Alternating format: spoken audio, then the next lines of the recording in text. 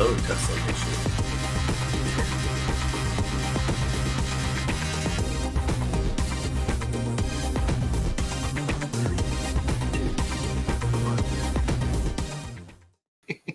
Hello, everybody, and welcome to the Tesla Life number 224. Here we are on the 13th of October of 2021. Welcome to the show, everyone. As normal, we've got our friend Patrick Connor joins us from the West Coast, and he was doing that countdown at the beginning of the show. If you didn't notice. Just playing around a little. Hello, Tesla Nation. Hey, everybody out there. We are a growing nation of tech-forward, environmentally minded folks, and I'm happy to be here. Very good. And also with us, as normal, Mr. Kacey Green joins us from DC. How are you today, sir? I'm doing quite well. Now I know how some of my passengers feel with unannounced P100D launches. Boom! Okay, we're doing this again. It's hard to give that up, let me tell you. I didn't know a machine would enjoy it. You've had some roller coaster rides, huh? Yeah, free. All right. Well, no extra charge, I should say. It was far from free. Charge, yeah. It was not free, definitely. Yeah. Must be this tall to ride. Yeah. So first in the chat this week was Hockey Day. Hockey Day joins us, and with the temperatures he's showing us from across North America. Yeah. So very good. It's an extra warm day here in Southern Ontario. But yeah, let's get to it. Got a ton of news, and we're going to start off with something that we discussed last week and the week before, and probably the week before. Talked a little bit about headquarters of Tesla and what was happening, where we said there was smoke, there may be fire. Well, it turns out that during the Q3 update, we actually had an announcement by Elon on stage indicating that, yes, indeed, headquarters is now moving from Palo Alto, California, over to Austin, Texas. So that guess from us has come true. It looks like Elon has moved headquarters as well as has moved jobs and certainly some other, the Boring Company comes to mind, another group that moved with him. Now, he did indicate also that this is not a exodus from California. This is strictly being able to expand. He talked about the high price of housing in California. He talked about people having to commute further in order to live economically and still do their job. He talked about how Fremont, they were basically pressing up against the walls of the glass. He indicated that there's really no more room to expand that particular factory. So they're going to have to find other options. And of course, Texas is wide open with their new purchase of land, the factory they built on it, and the ability to expand in Texas is there for them as well. So yeah. He indicated that they're not giving up on California. Fremont is going to expand its capacity, they hope, by 50%. He talked a little bit about the new factory they opened up for the Megapacks in California. So this is not an exodus. He almost forgot about the Lathrop facility. They had to remind him. Yeah, it's like there's so much. So much going on, absolutely. So it's something that we saw coming, and of course, during COVID's, I guess the first or second wave, we saw tensions rise. And we saw people get upset, and we saw Elon's warning that came out at that time, and it looks like he's actually done it. Now, another thing that I will point out is that Elon's universe really with SpaceX had moved to Texas quite some time ago. Yeah. So as he wants to, of course, spend his precious moments. He doesn't want to be flying around on a plane if he doesn't have to.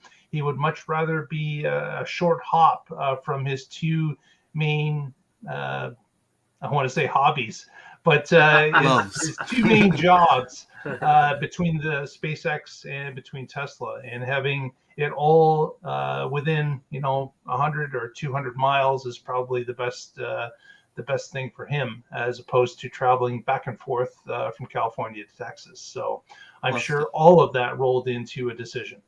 Yeah. Plus, any time he doesn't spend on that jet is a little closer to the mission. Right. Not burn all that fuel. Yeah. Yeah. So I wish it would have been handled better. It could have been handled way better from his side and the politician's side. Right. And then after he announced it, the same politician that said F Elon now started calling him a snowflake, saying, "My little tweet made you move. Can't believe you're so."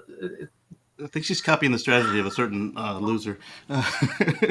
Yeah, it's just sad that it had to. This is the reason I don't like comment sections on most social media. Right. One other cool thing that came up was that they're moving into I think it was an ex-HP facility in California. So they've purchased the whole campus, and they're going to use that to put some people in, and they're not giving up any space in California. They're just adding, as Elon said, they're like the big fish in the small pond. They just need more space now. And so you can be local to so many more places now. So you can be in Austin, you can be in Southern California, you can be in Berlin, and be working on these teams. And in fact, he doesn't even care if you're remote, if you're good at your job. It seems he would prefer not have remote, though, based on his comments. Yeah. I do want to say our comment section is awesome. I mean, ours is awesome. Watching the tweets. Yeah. We don't have people like her. Well, if we do, we can kick him out. That's right. Yes. Yeah. Madam Politician, get out. Other main story. Well, it's actually a few main stories this week, but the next story on our list is about some more details about that shareholder meeting. So, of course, Elon presented the shareholder meeting from Giga Texas, and he was on a put-together stage within the factory. We could see some machinery and such moving around in the background. We also saw from some tweets here and there from May Musk showing the actual everything, a couple lines up and running and producing, vehicles or putting them together at that time. So certainly that was interesting to see. But with that, the other story was that, of course, GigaFest happened in Berlin as well. And at GigaFest, Elon was there, made an attempt at speaking some German, which the crowd appreciated. And started to speak the Deutschmark, and he had people egging him on, and he performed for them. So that was great to see him ab-living like that. And it was an opening for it, and he was being peppered by the crowd with just questions, some in German, some in English. And it was interesting to see him talk about some things, like all the way from vehicle production, CyberTruck coming to Europe, daycare for employees. It was all over the board, and it was interesting to see his comments on that as he went through. But also during, of course, GigaFest, there were a number of people allowed on site. There was over 9,000, I believe, that were given tickets. And they got a tour of the factory. They were able to walk. It looked like a route that was obviously set up pre the tour, but fencing and stuff to keep them in certain areas. But it was interesting to see the size of Giga Berlin. They had to walk on the outside down beside a test track all the way down, and then turn into the factory and walk all the way inside the factory back. But if you've watched some of the videos that are available online on YouTube, it was interesting to see just the scope of the size of this thing just from the outside as they're walking down the path, getting ready to go into the actual building. And then once in the building, they saw stamping. They had a number of displays up along the way showing different pieces of technology. The battery pack was there, the 4680 cell, as well as the 4680 pack was being shown.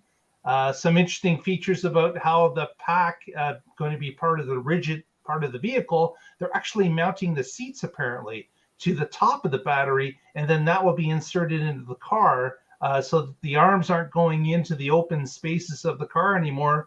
It's actually built onto the battery and then pushed into the car. So that is an amazing innovation, and it might sound pretty basic, but if you think about why is it that Tesla can build their vehicle in 10 hours and others take 30 hours? It's things like this, because getting those robot arms, even though they're robots and they can do things relatively quickly, that's not an easy maneuver. Going in, taking the seats, doing this weird twist move, getting it down, and then maybe the bolts line up right, or maybe they don't, and you have to get a person in there to adjust that. And we're here. It's you've got all the access you need. It's just right there. You put it down, you get it right, and then you insert it. It's just little innovations like that's keeping them steps ahead.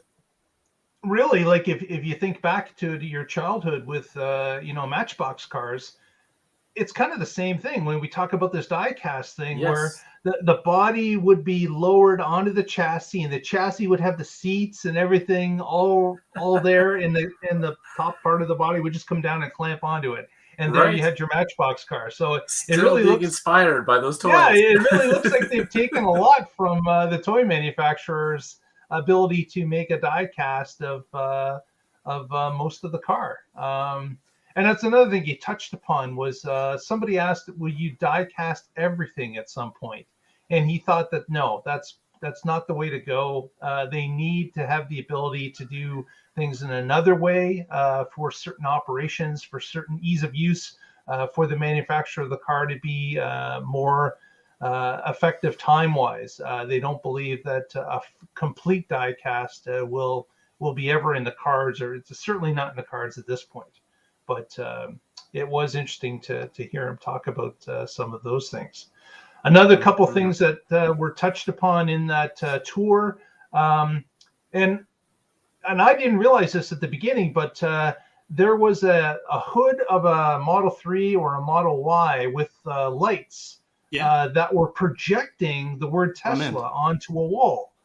And I didn't realize that the headlights were actually the things that were projecting the word onto the wall, and they were moving too. So the name was roaming around on the wall. So those are actually a thing. Now, how much of a thing is it? I'm not sure. Is this just a display? Did either of you two understand that was something that was an innovation, or is that something that I didn't quite get that? These are the latest version of the headlights they're installing in all the cars, but are only legal to use in Europe. So in the US and Canada, Mexico, any other places with our backwards bureaus, they are just kind of stuck to low and high. But in Europe, whenever the software comes, they'll be able to actually do like the competitors, where you can just leave them on high beams and they'll block out segments so that they don't blind oncoming people. Okay. Right. Yeah. If you see the other car and you have that level of control, you can make sure not to put it in their face. That's pretty smart. Exactly. So that we can see them and we don't blind them. That's exactly. That's as it should be.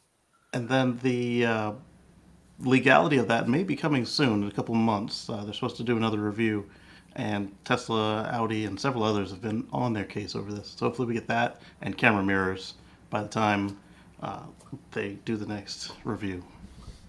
Right. Yes. Okay.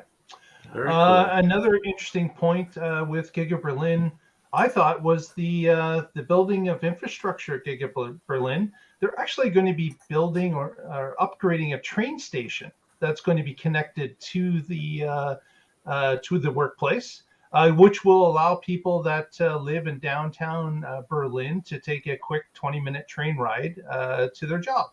And having a station closer to the Gigafactory will allow them to disembark and get to their jobs in a quicker fashion. Now, Elon had indicated certainly, and anyone can show up however they want, but we're just providing another solution, another option for people to use if it fits into their lifestyle.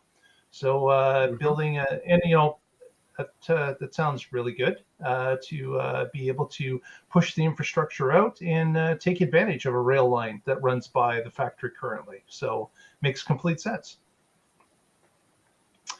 And then another thing, which I'm sure Kacey's on already, trying to source the new Berlin beer Yes. that was shown in some crazy-looking CyberTruck type canister. I thought that was kind of bizarre looking.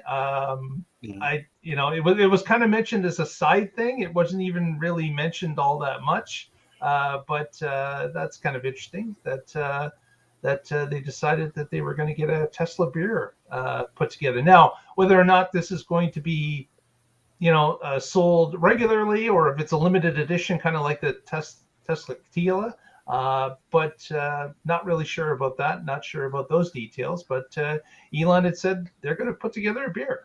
Yeah, as soon as I saw that, I was on the shop.tesla.com lifestyle section looking to see if it was there.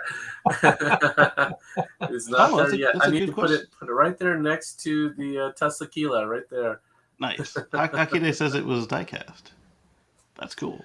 Yeah, well, it's a bizarre looking canister. Cyber inspired. Right. Yeah, like it almost looks like a thinned out pyramid. Like yeah. I've got a photo of it here that I can share. Even better than me trying to show it. Let me go share this. The obelisk. Yeah, like an obelisk, a biblisque. So there's the Giga beer. Now, these show it kind of transparent. I've seen other pictures where it shows it kind of being a silvery color on the outside. So not really sure. Maybe it's not done yet. What the end product is going to look like. Yeah. Pretty cool, though. But again, whether it's surfboards or tequila or flamethrowers, it all sells out. That's for sure. Right. Yeah. That's amazing. Well, some other news. Not getting a surfboard. They would look good. Right. Like right here behind me. Another bit of news coming from Giga Shanghai that Tesla, of course, had taken out some loans for the building of that plant. And apparently someone noticed that on the quarterly financial sheets that Tesla had finished paying off a $1.4 billion loan in 16 months. So that plant that they have paid for the loan that helped build it with the money that was coming in from the producing of cars, even when that plant was under construction. So they were using money to pay that off as quickly as possible. And the loan has been paid off in advance. So that was kind of interesting that they were able to do it that quickly. That's the same thing they did with their loan from the U.S. government when all the car companies, 2008 or whenever it was, ended up getting money from the U.S. government. Tesla paid theirs off. In one way or another. They got the FMVSS, I believe. That was Tesla, Nissan, and Ford. Tesla paid theirs off early with penalties or interest. Nissan paid theirs off on time, and Ford defaulted. Oh, I didn't realize. I thought they were still just making payments. I didn't know they defaulted. They stopped making payments, and they still owe it. Yeah. Wow. Yeah, and I can understand why this year they might not want to make payments when their sales are down, whatever, 25, 30%. Yep. So. And then GM and one other GM went bankrupt, and Chrysler got bought out. So everybody got money that year. Derek says it's going to be a German beer because Germans love beer. Yeah, maybe a Hofbrau, a Witt. We'll see what kind of beer it is. It's definitely going to be a German beer. But Especially with that spelling. will it be sold outside of Germany? That's the That's a question. good question. Yeah. If it is, Patrick and I will be fighting on the when the servers melt down for it. Yes. Yeah. Well, I guess Kacey got a bit of a Canadian Thanksgiving gift. I did. It Oh, was happy it Thanksgiving, happened on Canada. Monday of earlier in the week, and Kacey got himself FSDBeta 10.2. Definitely. So Mr. Perfect Score was on the list of that 1,000 people that got an update. And I saw Kacey's tweets during coming up to that, the Friday, the Saturday, the Sunday. The anticipation was growing every day. And then Monday, he announced to the world that it was downloading. So, yes. Nice. Kacey, just wanted to get your opinion.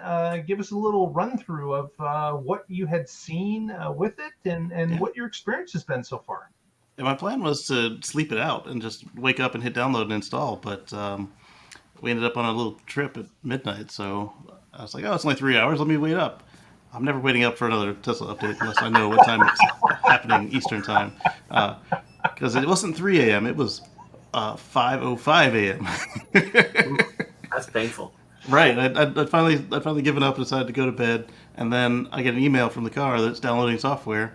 Then I get an email from Tesla saying that they pushed software. So I'm like, oh, let me wait for it to download and then push it and then go to sleep. And so that's what I did. Then I woke up and we took a couple trips with it. And I'm glad I didn't video the very first trip because, as I said, the car will do P100D launches. And I was not ready because I do P100D launches, not software. And I'm surprised by that because yeah. one of that with older versions of not FSD beta, but just their normal autopilot software. Yeah. If the car in front of you would move and then if they were going slow, well below what you have it set, it would jerk forward. But more recently, that's been smooth. But Yeah. I guess But it was too FSD slow to beta, not so start much. before. And if it started that way, jumping onto the street, you get rear-ended. So it was a good balance. So Maybe not. It kind of cut you off guard, though, right? Like It did. And I said some words I don't say on the channel.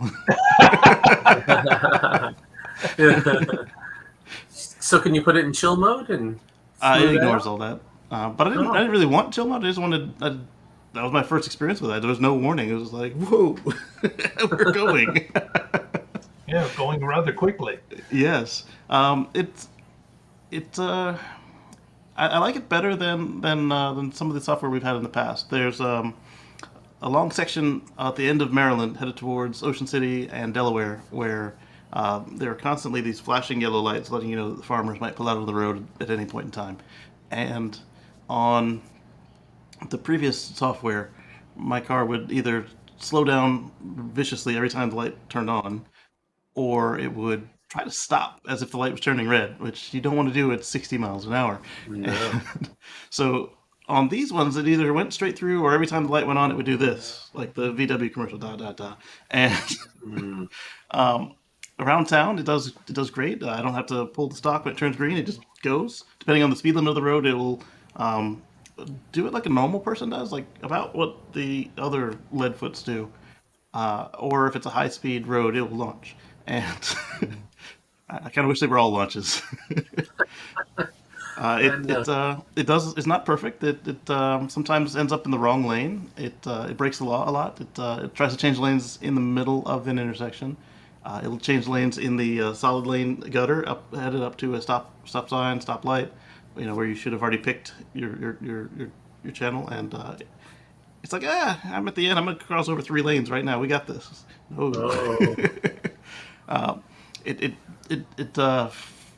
For me, all the traffic circles that I tried, they were not smooth. If it did drive it smoothly, it was super cautious about getting in and out of it. And if it didn't do it smoothly, it was stuttering and jumping all through, but it decided what to do quickly. It doesn't like some turns, it'll do a right turn on red, sometimes it won't. The left turns that blink, it doesn't like those.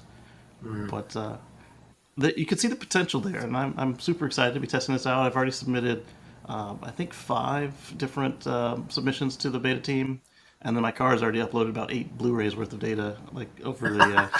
Yeah.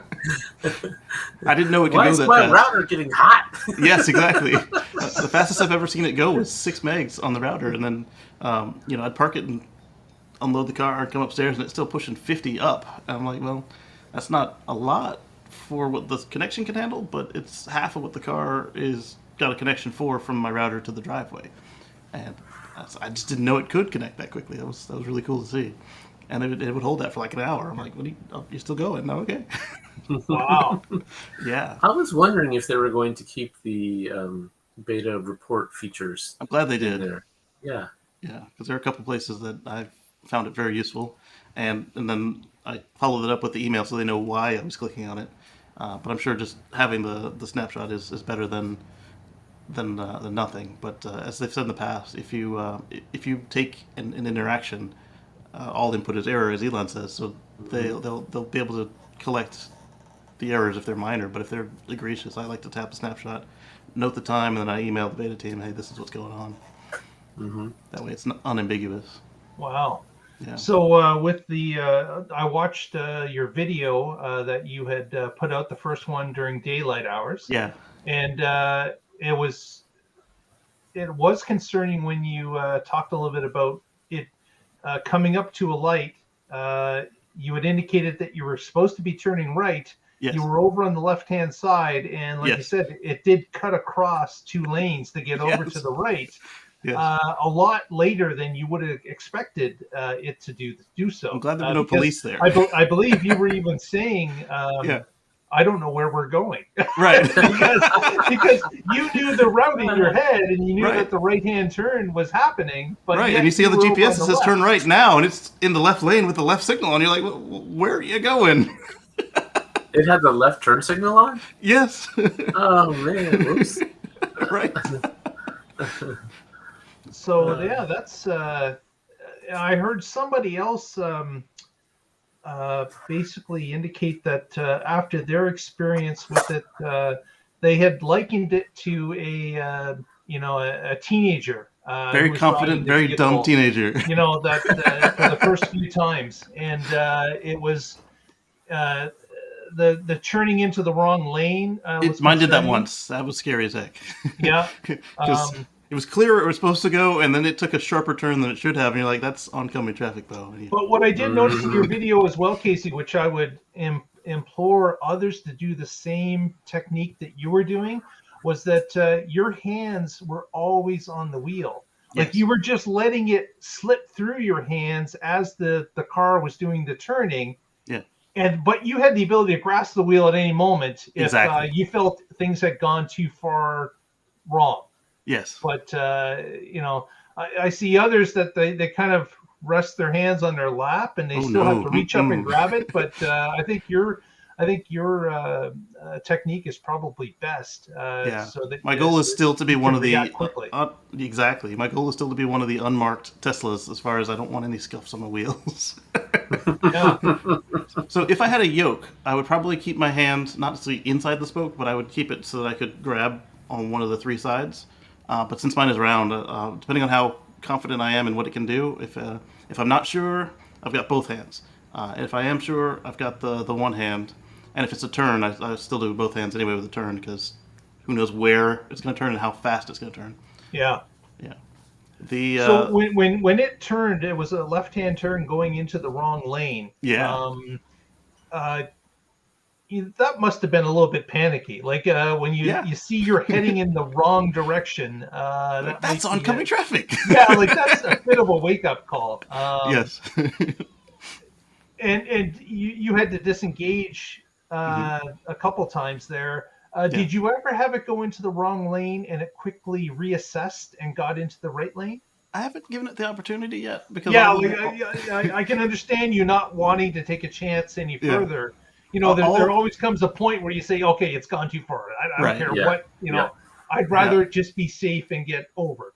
Exactly. All the times that it's presented me with the opportunity, it's been to the point where there's a fixed median in between us and the wrong lane, so I would have to drive in the grass or drive the wrong way for a while to get back to my side. So Yeah. I haven't had a chance to try it out. But if it does ever do it on one where it's just paint, and it's safe to do so, I'll see what it does. But so far, each time it's done it, it's been either with a raised piece of concrete or a ditch full of grass or who knows what else. Yeah.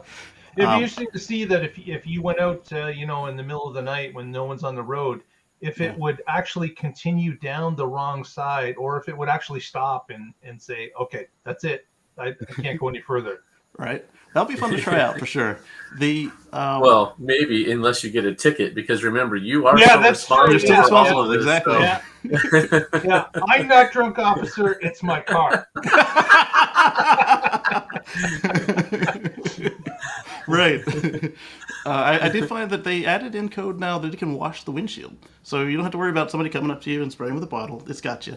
The other day it was drizzling, just lightly raining, and it threatened me a couple times. It's like, yeah, washing windshield. I'm like, okay, the wipers weren't moving. I was like, okay, well, it wants to. Maybe it's a Model X thing. And then on the very next drive, we got in and it was still, spitting or misting or however you want to call it. It was very light. And same morning came up, washing windshield for visibility, windshield's dirty or something to that effect. And then they went, and they were just, because on the Model X, it goes through the rubber, so it's just silent. It's like there's just water and the wipers, and they're going. You don't hear the pump. It's not like my Model S, where it came from the base of the hood, or the Model 3 and Model Y, where it's at the, on the arm, where you can see what's going on. It's just like, it's now wetter than it should be, and they're wiping. And when it did that, the wipers didn't go crazy like it was a hurricane, because it had full control. Nice. Yeah. Ah, very cool. So there was. I'm sorry. Go ahead. There were a few sections where Navigate on Autopilot failed to take over, and so it just stayed in City Streets Beta. And I am so looking forward to single stack, because the way that City Streets Beta handles the highways is so much nicer than on Navigate on Autopilot. It'll beep at you that's going to turn, but you don't have to sit there and change the pressure on the wheel to make it do the lane change. It's faster to react. It still does all the passing of slow traffic. I know there's a reason they're not on single stack yet, but I can see that it's almost ready for single stack, and it's super exciting. I'm surprised that their behavior is so different. Yes. Yeah. Instead of hearing that ascending and descending tone where it hands off to you on regular autopilot, auto steer, it'll hand off to City Streets, and so I've got two screens. So in front of me, it's got I've got the trip or the map, and I've got the power. And then when City Streets takes over, they whoosh, like a curtain is opening up for an act, and they just go away, and all you see is City Streets. And then when it's done, it's either manual control or Navigate on Autopilot. They come back, like curtains have closed, the show's over. Huh. Yeah, and no tones. Yeah. So they have them as separate now because of course that's the way they've been building the advanced features, and they were saying we're not going to concentrate on the highway because that's covered already with what we had. But eventually they're going to combine them, so they'll probably behave very similar once that happens. Yeah. But just to remind the audience, there were probably about another 1,000 people that received it, Kacey being part of that group. And Elon talked a little bit about how they were going to release that and then wait a few days, see what happens, and then decide where to go. If that might be another week that they release some, it's certainly not going to be every day for a little while, because they're trying to figure out if the group that gets it is having any issues with it, or if it causes any concern to the Tesla team that's monitoring what's going on. Yeah. So stop sending bug reports, Kacey. If I don't get it next week, it's all your fault. But if I do it, you're going to get a better one. So one thing that concerned me, Elon was tweeting about exactly, Derek. Elon was tweeting. He said he was looking at next week, meaning this week, that they would expand it. But then he at the same time couched it and said, I would like to actually get them 10.3 first. So I'm thinking 2 weeks. 2 weeks. yeah. No, I'm never gonna get this, am I? But was it you, Patrick, that brought it up? Now that all these people are driving and getting 100s, so they're just going to keep releasing it to people who got 100, because there's a lot more 100s now than there were before. If you had 99 and didn't get it, you're like, I was so close. How many people are going to raise their score up to 100? And then Yes. so next time they do a rollout, it's going to be to the 100s again, the new 100s. And then here I am with my 94, and they're never going to get to me. Eventually. NHTSA thinks there should be a recall because Tesla can detect emergency vehicles. I've been arguing with a guy all night about this. In the manual, it says it doesn't react to stopped cars on the side of the road. Yeah, and that's true for a lot of systems that are out there. All of them. Yes. So, yes. I'm like, it's not a recall because you didn't fix a problem. You added a safety feature that now it can do this thing it didn't do before. And he disagrees with me. Let's see. Mihu says, Mihu has a question for you, Kacey. Is your safety score remaining the same while being on FSD and on the program? So that's a very good question. My safety score is it's taken a little bit of a drop. It's been removed from the app. So let me see what I'm looking at right now. I've got an app called TeslaScope that can see the API, and I'm still sitting at a... Uh-oh, is it going or not going? Oh, you're right. I don't have the safety score in my app anymore. Huh. So it's not just me then. So I was trying to share it, but the screen started to blank out. So what it says is I've got a 99 and down to 99.27 because I had to correct autopilot twice where it was way off. It was going like 60 and a 40 and had to make a turn. So I hit the brake. Hard braking. Aggressive turning. Saving your life. Right. Little important things, that's all. No big deal. Yeah, somebody made the comment that the safety score, certainly how you drive has a lot to do with it, but it's also a measure of the environment in which you drive and how safe that is. So and that matters too, because at this point they don't want it to get into a crash, so you want it in safe areas. Exactly. Yeah. So, so Kacey, it's been an interesting experience so far. Are you finding that, like, is it surprising you? Yes. There's some places it handles perfectly, and it's like, that's so phenomenal. We're in the future. And there are other places like where it tries to kill me, and it's like, oh, I'm driving Terminator. Okay. And just to let you know, your screen is frozen for me. I'm not. Me sure. too. Okay. Yep. We lost Casey's So video. since you, I believe, tried to share that application, that's when things went awry. Exactly. So what I think I might do is open up a new window and try and load that in. Let's see how I want to handle this. Okay. So I'll let you work on that, and we'll jump to the next story. Okay. Which was Patrick is going to talk to us a little bit about CyberTruck. That's and right. What's happening with timing? Well, if you are waiting for a Cybertruck, you get to wait a little bit longer. And Elon Musk explains why. Let's see. To the chagrin of more than 1 million Cybertruck reservation holders, CEO Elon Musk revealed in an internal Tesla meeting last month that production of the electric truck won't begin until late 2022. And then in the annual shareholder meeting, this was one of the topics that they discussed. And the main reason is the supply chain issues. So Tesla, like every other vehicle manufacturer, has had supply chain problems. I think they've done a much better job of working around them. But that also means that if you're constrained, having to expedite parts, do workarounds, write new code to get other things to work, you can't do a new vehicle bring up. That's just irresponsible and practically impossible. So what that means is that no Cybertruck this year, and not in the first half of next year. And it makes sense. One of his comments was, even if we had 5 vehicles with rollout plans for this year,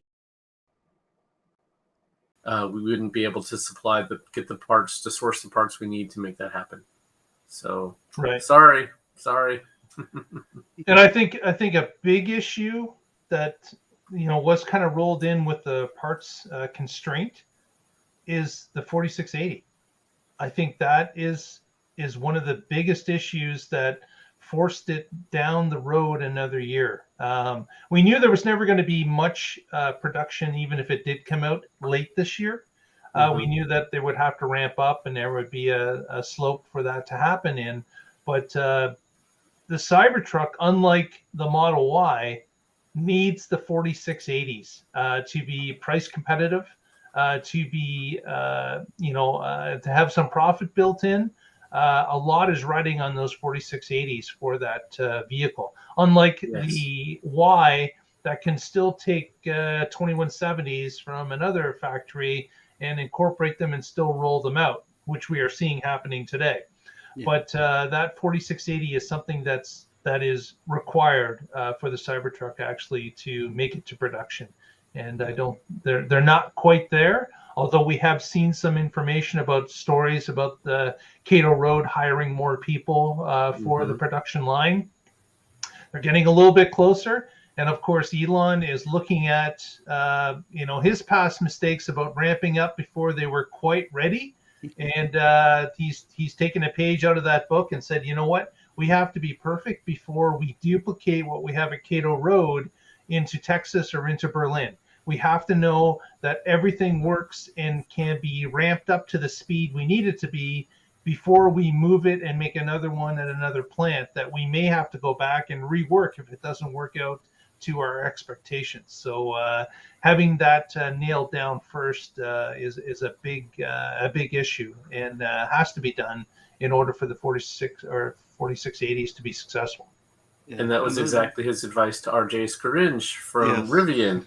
Is get it working in one place first before you try doing it in several places at once. Yeah, exactly. Yeah, because that has bit him with the Model 3 previously, and it's something that is great to live by because you're correcting less mistakes.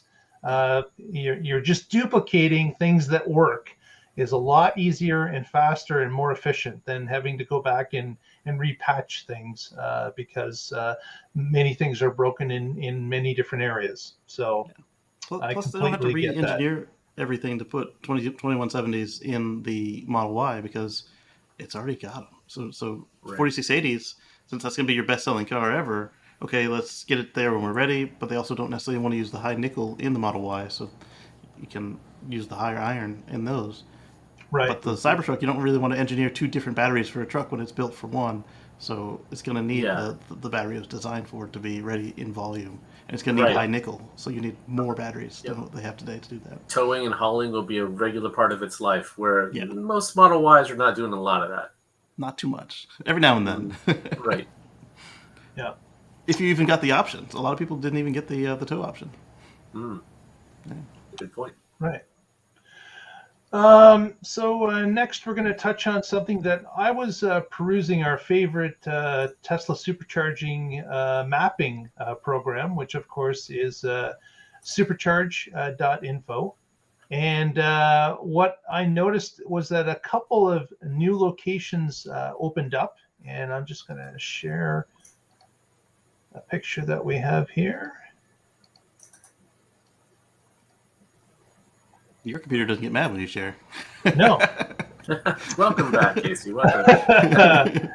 So what we've got here is a screen capture of this is a permitted supercharger. And on our second, we have a construction underway. The construction is underway at Button Willow Raceway Park, just outside of it. And the previous screen, the one with the permit, this of course is Laguna Seca. Both these racetracks are in California, and you can see that in the Laguna Seca that this proposed site is actually inside the raceway. So it's looking like Tesla is, as we note, going to the races. So we've got this new push where since Teslas are racing, we've seen this now for a while, that owners are, of course, asking, can we charge quickly at the track so we can do our laps and then hop back out for a quick supercharge and get back on the track to run some more laps after that. So this may be a trend that we're starting to see with these two racetracks with superchargers in really close proximity to the track itself. So that's kind of cool. I think this could be a continuation of what we saw at several other places where Tesla would take retired superchargers and put them places. So like the Goodyear Proving Grounds has a private supercharger. They don't own it. Tesla does, but it's not on the map, but it works. Interesting. Yes. Well, that would be a great way to use infrastructure that they have, or is just sitting around that's been replaced by maybe a level 2 or level 3. Being able to take those and try them at different places that aren't required for top speed because there's not the volume of public rolling through there, but would certainly help out the racetrack crowd that is using their Model 3s or other vehicles to run the tracks. Right. Yes, these are probably not going to show up in the nav system. Right, that's what I'm thinking. Yeah. Just like we're seeing at the Nürburgring, they've got a palletized supercharger just there for whoever's racing, not just Tesla, but like other people have used it apparently. Yeah, that's cool. Very cool. So that's kind of neat that they're starting to roll those things into place. And again, we've seen this with the number of Tesla chargers that are out there. The doubling, the tripling of routes that are busy, new superchargers going up. It's just an addition, being able to saturate other parts of the, people's lives, what they're actually using their cars for. And Tesla identifying that racetracks is something that we're going to support going forward. So I would believe that we'll be seeing more of this as time goes along with other industries, with other pursuits, whether that be campgrounds or other things that make sense for a supercharger to be at. There's a business opportunity here as well. On the racetracks, there's usually a little bit of premium for having race gas right on site. Well, when Tesla opens the supercharger network to other vehicles, they could charge a premium on the electricity at the racetrack because you've only got 200-mile range. What are you going to do anyway? Come on over. Premium electrons. Race electrons. Faster than the speed of light. Right. And so they could probably share a cut with the facility, or they could get their own meter installed so they don't have to share anything. And then there's a business opportunity there because with everybody electrifying all the things, in the future we could see electrified races as well. Exactly. Just standard cars, yeah. And with that, Kacey's got a story about South Korea. What's happening there? Speaking of standard cars, Mark's got a picture of this because I don't want to freeze my system up again. So South Korea, Japan, and North America use the same plugs as far as EVs are concerned. They've got J1772 and the TLSA2 connector. TSLA1 is the old Roadster lock thing. So on Model Y and Model 3 in South Korea, the adapter has finally arrived. We spoke months ago about how it was delayed, and at one point Tesla did a combo deal where if you wanted this, they'd actually sell you a CHAdeMO connector instead. And now it's going to be, we've got notice that it's shipping to people who bought a premium ticket, so I'm guessing those are the bundle people. And then the week after that, they're going to start shipping to people who just ordered the new adapter. And with them having the same plug as us, Mark and I were talking about some people who probably are going to try and get one mailed to them. And what Patrick and I were talking about with that was, I think it's going to behave like when the Model 3 first came out. I took my CHAdeMO adapter, plugged it into Model 3, and nothing happened. And then at the first update for the Model 3, I took my CHAdeMO adapter, plugged it in, and it told me to go pound sand.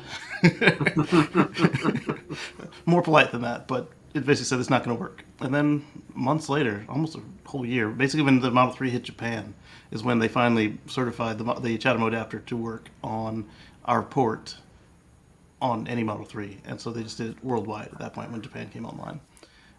So I'm hoping that the not working with Model S and X will be resolved by the time it comes here, and that it won't be a separate product. But in the verbiage, it appears that it could be a whole separate adapter for S and X, which would be a nightmare because Yeah. this is an adapter. Come on. Right. And I think the South Korea version is about $250 is what it's selling. It's really cheap compared to the $450 for the Chatamo or $500. It's Yeah, varied a little bit. And it's a lot lighter too. Yes. Like weight-wise.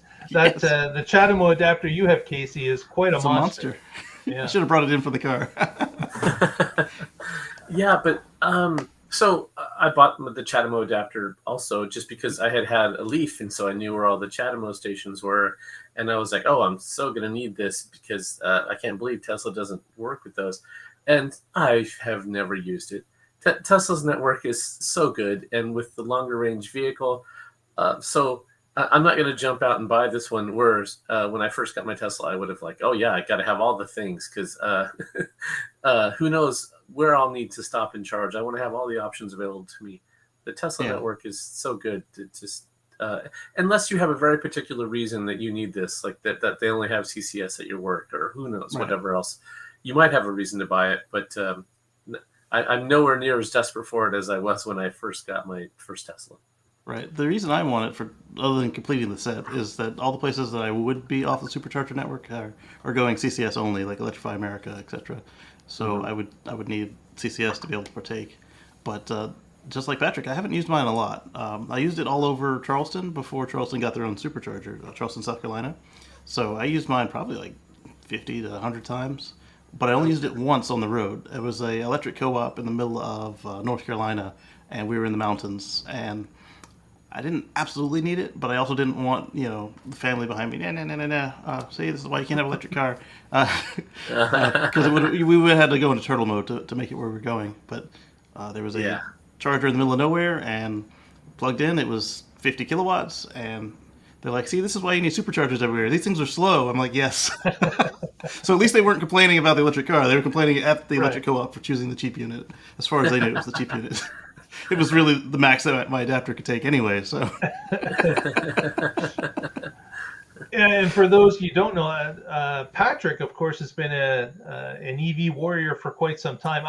I'm willing to bet if we search through Patrick's garage, there would be a box full of adapters and different plugs and things that he's collected over the time that he's been owned an EV. That is true. I had a backpack full of adapters that I would throw in the vehicle. And there's a guy, Daryl, he goes by the name EVNet, and he had made a pack of here's what you need. So I had all kinds of dryer outlets. There's dryer outlets before 1994, 94 to 99, and then after 99. And I had a marine plug for marinas and all the various RV types. I had those. Yeah, I had a whole set. I even had this thing called a Quick 220 where you could find two regular outlets, one on the A phase, one on B phase, and you put them together, and it makes a 240 volt outlet for you. And you can do this just with regular wires, but if you don't know what you're doing, you could also blow the breaker. So this had all the intelligence built in, and when you got them on the right legs, a light would come on, and then it would energize that port. So yeah, I was a guerrilla charger. That's very cool. So Hockey Day brings up a good point. He's asking when 4680 come out, will the superchargers be version 4?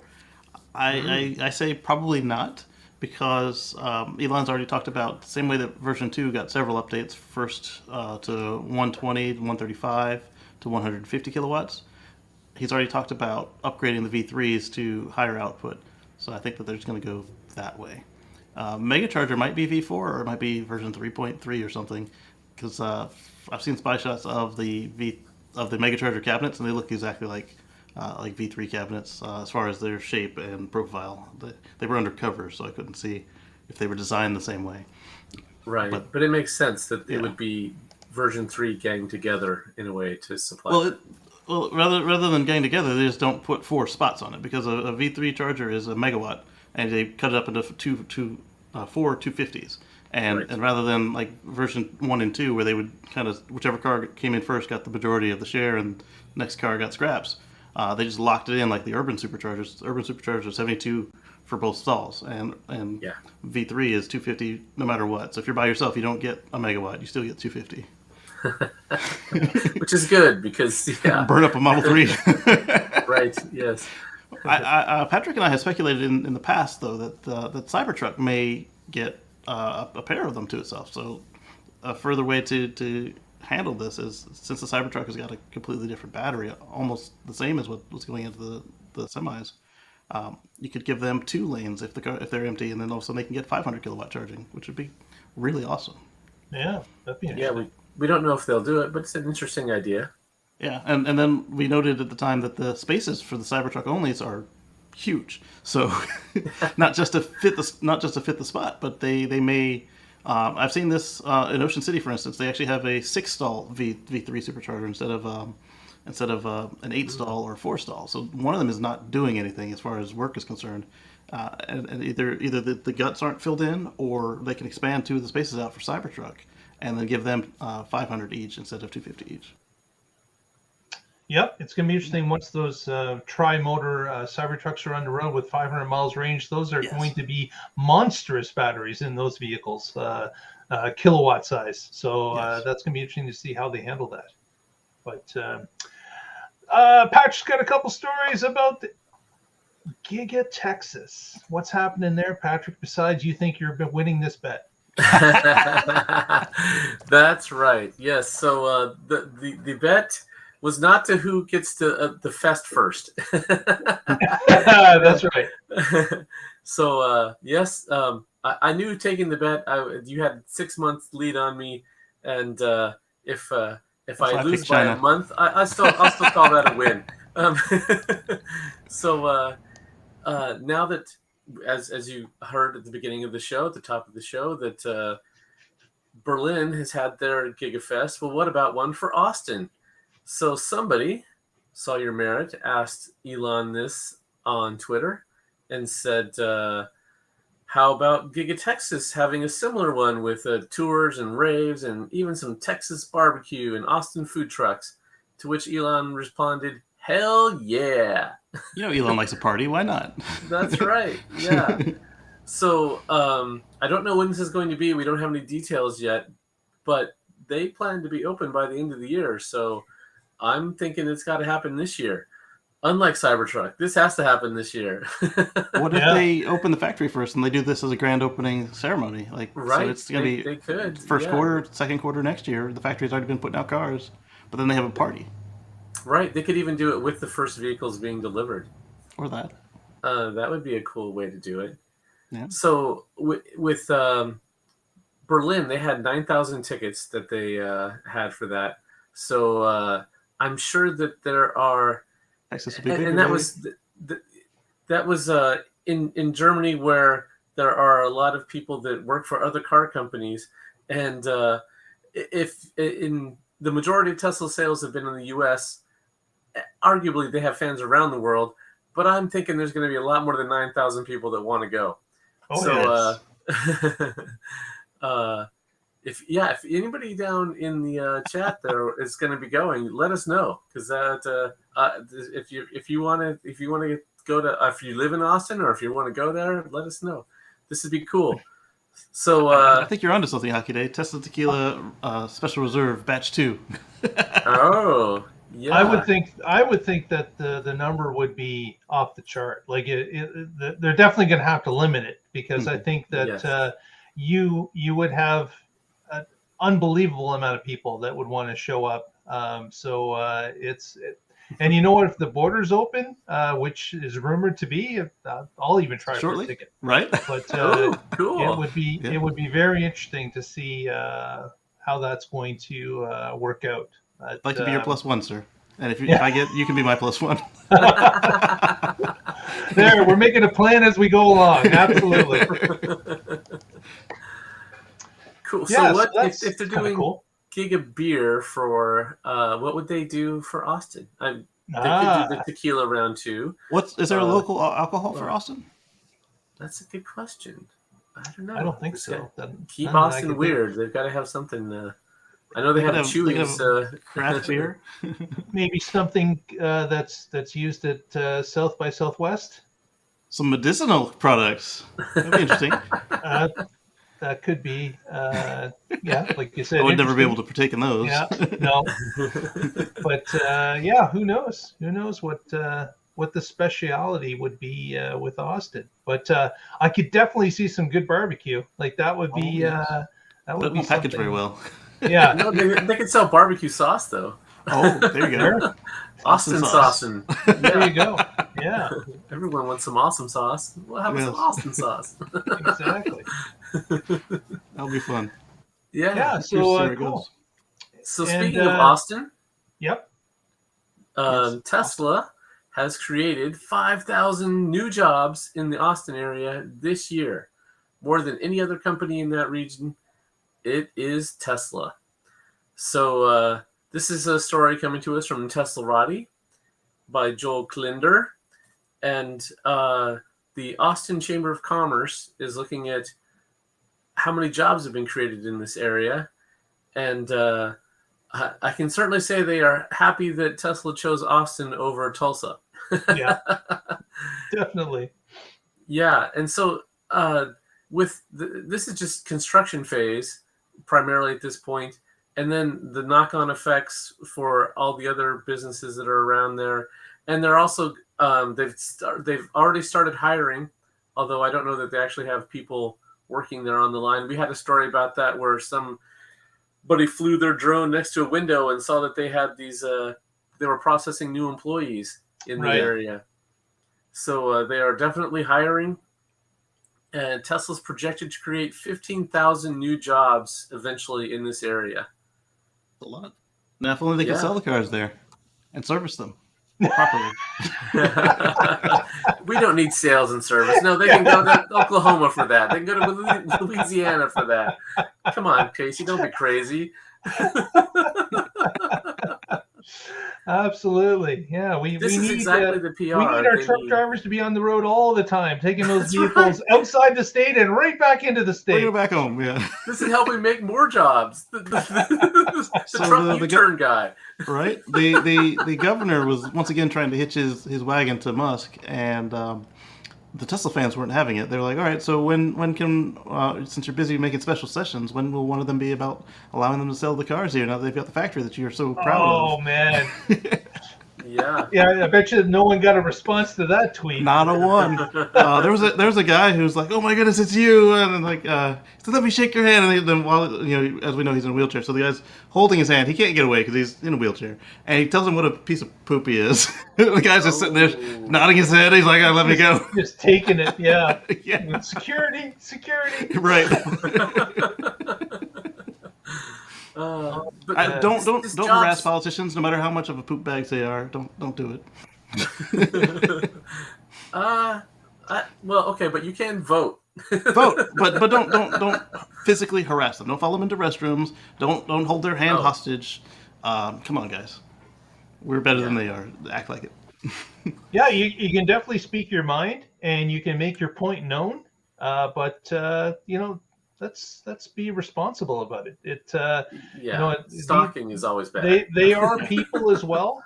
It's you may disagree with what they do, but let your point be known verbally and move on. Don't let your passion get you in jail. But he could very easily get that guy for kidnapping. Yeah. Mm-hmm. That's not going to be negative PR. Yeah. I don't think this guy cares what people think about him. Arrested for shaking his hand too much. Oh my gosh! This manly man can't take a handshake. I don't want to vote for him. But this jobs PR is exactly what Tesla needs to get to open up the state so they can do sales and service. It's hard to ignore them when they're in your backyard versus planning to be there. Yep. Okay, Mark. Sorry, right. We got carried away. Gonna move to China for a little bit. We did talk about this as well. You can move to China. And China had set a new sales record for September. We heard it was 56K was a possibility a week ago. That's now been confirmed that actually 56,000 vehicles were sold in China in the month of September for domestic use within China. So that is a brand new record. It's up from, I believe it was 34,000 was the previous record. So quite a jump. And that has been confirmed. So just wanted to touch on that, give everyone an update that rumor is now confirmed. And I don't recall which event he was at, either in Berlin or Austin. Elon admitted that that Giga Shanghai is now their most productive facility over Fremont. Right. Yeah, they do plan to increase Fremont 50%, but now you guys know why I picked Shanghai while these guys were fighting over the others. Shanghai was already there. I don't see how. But it wasn't done expanding by 50%. Yes. Yeah. I don't know how they're going to do that, because are they going to shut it down and then rebuild it? Yeah. Who knows? They're going to use the ceiling and mount everything upside down. There you go. Double the floor space by having. There you go. The Doubled top overnight. Floor and the bottom floor. Yes. That's right. Yeah. That's right. And actually, Fremont's done some of that, where they've mounted machinery to the rafters, and it's allowed them to do extra work in the same area. So that's it sounds like fantasy, but it's actually true at Fremont. They've done that already. Yeah. Wow. And at Rivian, they side the Amazon vans through the factory sideways for a good portion of the factory, so it's not unprecedented. Yeah. And by sideways, I mean on the vehicle's side, not that it's moving sideways from the way it would drive. Last story we're going to touch upon is for those of you who are really disappointed that your CyberTruck is coming about a year later than what you had hoped for. Mattel has introduced a new 3,000-piece Mega X to build your own Cybertruck. So we've got a photo of that item here. So is Mega X the name of their Lego knockoff? Yep. I believe Lego so, yeah. knockoff is what it is. Definitely. Okay. Mega X. Because it sure looks like Lego, but that Mattel is not Lego. Yeah. Yeah. So those wheels look exactly the same. So that must be a custom brick then. Yeah. Everything else looks like it's something they probably already had in stock, but those wheels are definitely a custom brick.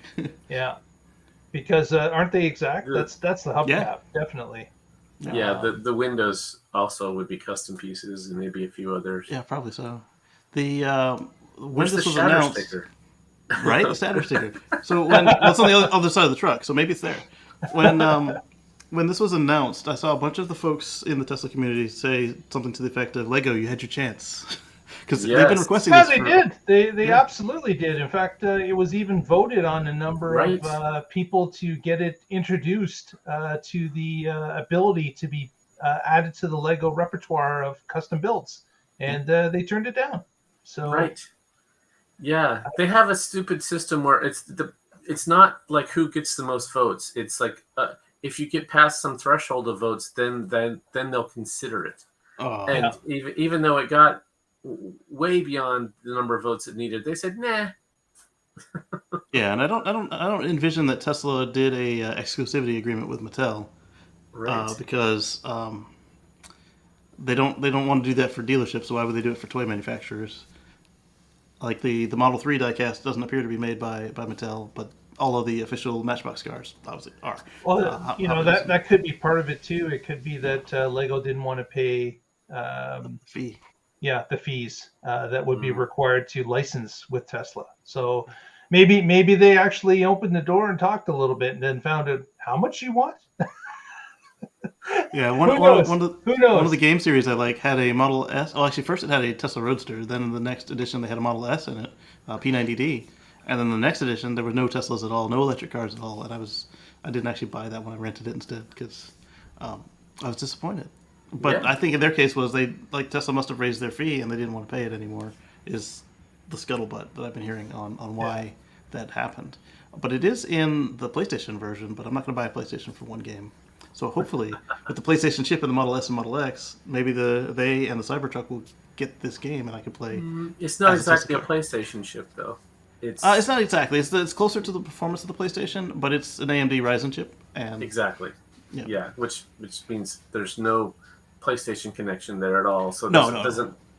I'm hoping that the developer will be able to, since it's not not a competing game console, they'll be able to port it to PC or Tesla, if you will, and we can play it there. Yeah. Well, we are way over our time. We are. Typically sorry, an hour. guys. But let's talk about parting words. Kacey, what do you got going for us? I have got FSDBeta content coming up. And so take a look at youtube.com/CaseyGreen for some of that.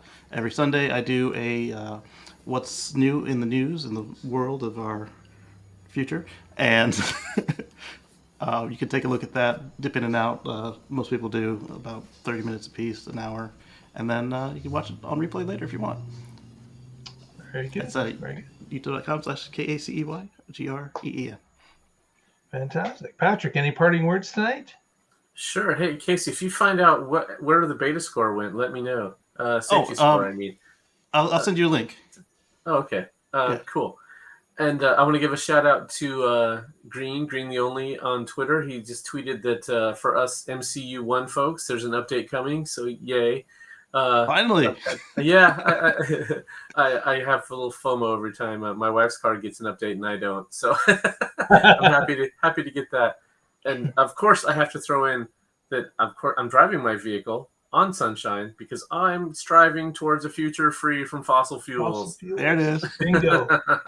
Gets it in. Yep. And we want to thank you for watching. If you haven't already, please give us a thumbs up at this point. It really helps us out. And if you're wanting to get more of these shows, please press that subscribe button. That helps us out as well. So spread the word and help out the channel. We really appreciate it. And with that, we'll roll the music, and together next week we will find out what's going on in the Tesla life. Oh, yeah. Good night, everyone. Have yourselves a great week. Stay positive, test negative. And now it doesn't look like I'm singing the song because it's coming in separate. Nice.